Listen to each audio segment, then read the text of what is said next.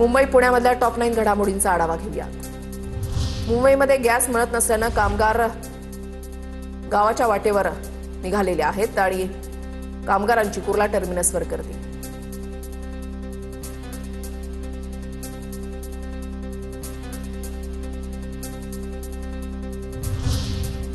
कुर्ला नेहरू नगरमधील पोलीस निवासस्थानांच्या पुनर्विकासाला गती। पोलीस अधिकारी आणि कर्मचाऱ्यांना मालकी हक्काची घरं उपलब्ध करून देण्यासाठी शासन सकारात्मक। गृहनिर्माण राज्यमंत्री डॉक्टर पंकज भोयर यांची माहिती।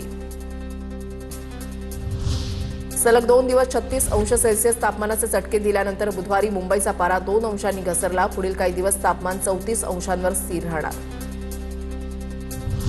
मुंबई पुणे एक्सप्रेसवेवरील मिसिंग लिंक मे महिन्यामध्ये वाहतुकीसाठी खुला होणार। प्रकल्पाचं 97.7% काम पूर्ण। लोणावळा घाटामधील वाहतूक कोंडीमधून कायमची सुटका मिळणार।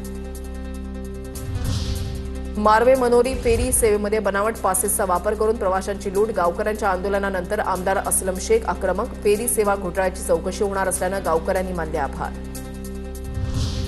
मुंबई महापालिका कर्मचाऱ्यांना मोठा झटका। 25,000 कर्मचाऱ्यांच्या एप्रिलच्या पगारामध्ये 10 ते 50,000 रुपयांची कपात। सॅप प्रणालीमध्ये तांत्रिक गडबड असल्याची माहिती। हजेरी गैरहजेरीची नोंद कर्मचाऱ्यांना भोवली।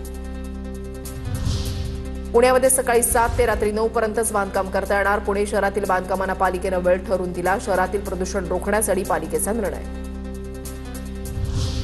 पुण्यातून एकही नवीन विमान सुरू होणार नसल्याचं स्पष्ट। पुणे विमानतळावरून 15 स्लॉट वाढवण्याची हवाई दलाची परवानगी। मात्र वाढीव स्लॉटमध्ये नव्यानं एकही ठिकाणी विमानसेवा सुरू होणार नसल्याचं समोर। भोर नगरपालिकेमध्ये 31 मार्चपर्यंत थकीत कर भरणाऱ्या नागरिकांना दंडाच्या रकमेमध्ये 100% सवलत। कर वसुलीला गती देण्यासाठी नगरविकास विभागाकडून अभय योजना लागू।